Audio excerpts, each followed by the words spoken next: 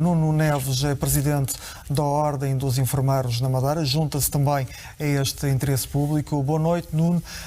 Há uns tempos tivemos enfermeiros a terem de emigrar, a sair da região. Fazia-nos falta, para este tempo de pandemia, essa mão de obra qualificada que deixou a região, que deixou o país. Boa noite, Cesário. Agradeço o convite para aqui estar. Cumprimento os colegas de painel e os telespectadores.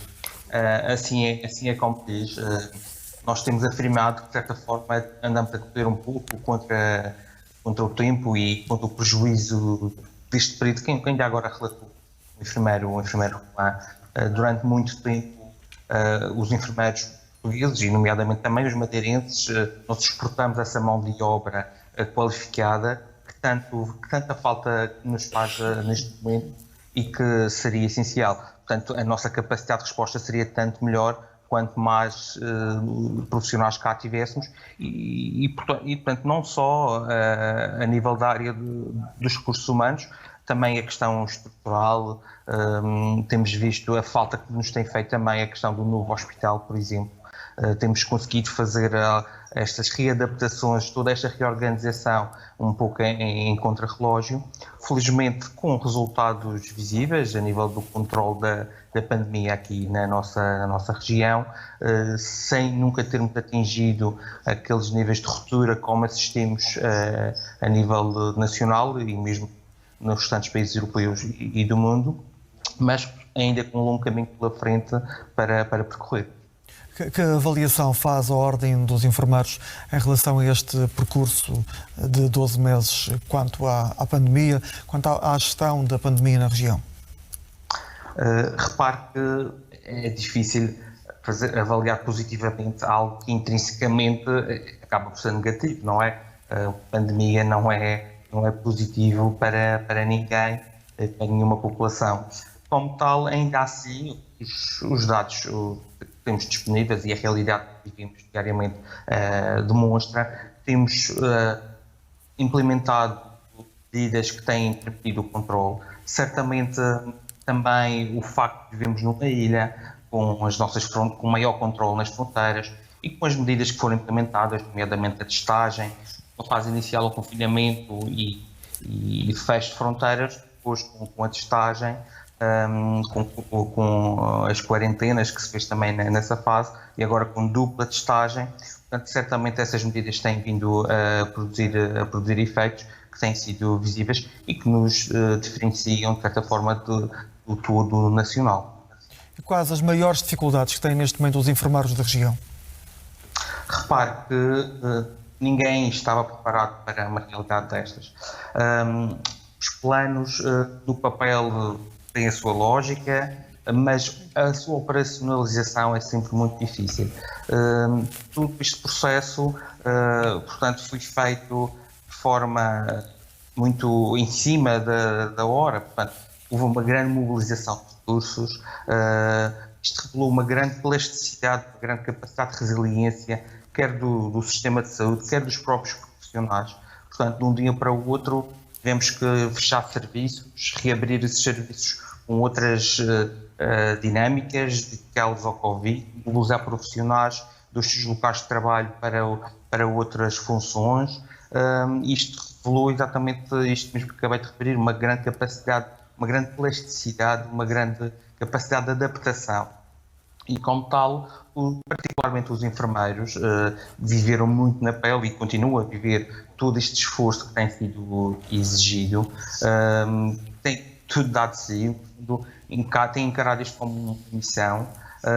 Certamente também, de certa forma, tem havido medidas no sentido de adequar, quer a nível da contratação, quer a nível das horas de trabalho que têm sido trabalhadas, mas ainda assim repare que muitos enfermeiros estão a fazer 3 turnos a cada 48 horas, sendo que um deles é um turno noturno de 11 horas, quase 11 horas e meia, e portanto isto obriga a uma entrega e a um esforço muito grande que tem sido exigido, particularmente aos profissionais de saúde, a todos no seu geral, mas aos enfermeiros em particular.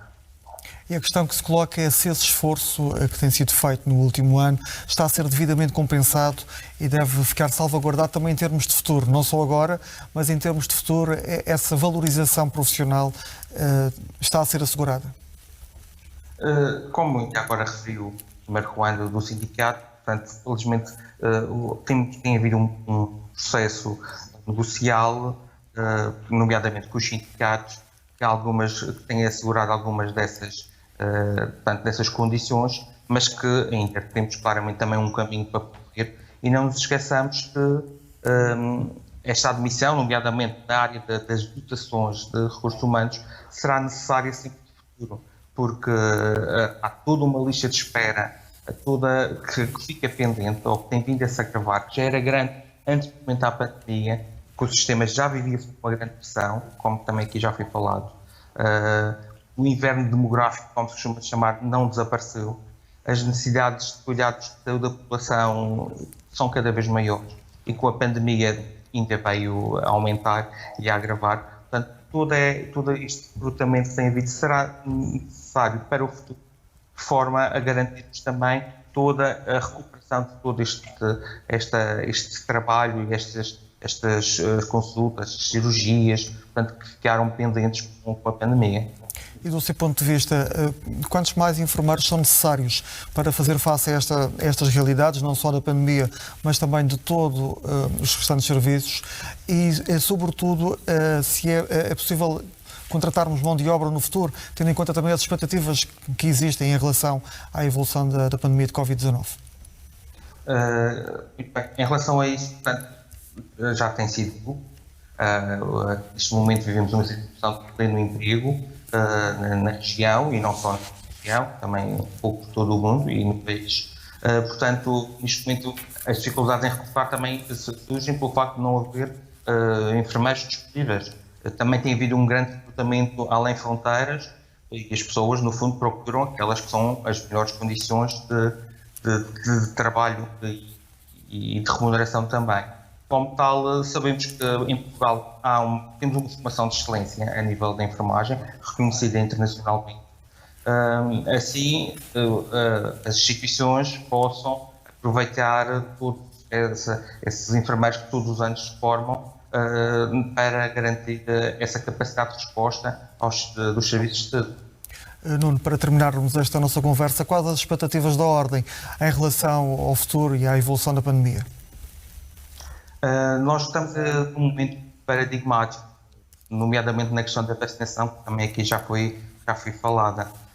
No momento em que se pretende, de certa forma, ir desconfinando gradualmente, surge-nos esta interrupção da vacinação, o que pode atrasar todo este processo, e, portanto, sentimos que muito da solução para esta crise que vivemos passa essencialmente por vacinação. Toda a ciência, em tempo recorde, conseguiu arranjar, portanto, estas vacinas. Importa que se consigam resolver todos estes cenários, de certa forma, contraditórios, que, entretanto, vão surgindo, e há alguma falta de coesão também do ponto de vista político, nomeadamente a nível europeu, com certos países, portanto, aquele acordo inicial que agora, de certa forma, se vai esfumando. Esperemos que também, desse ponto de vista, haja uma maior concordância e união, de forma que consigamos efetivamente garantir que este processo de vacinação abrange todos os países e chegue o mais rapidamente possível à população. Muito obrigado, Nuno Neves, por este contributo em direto no interesse público desta noite.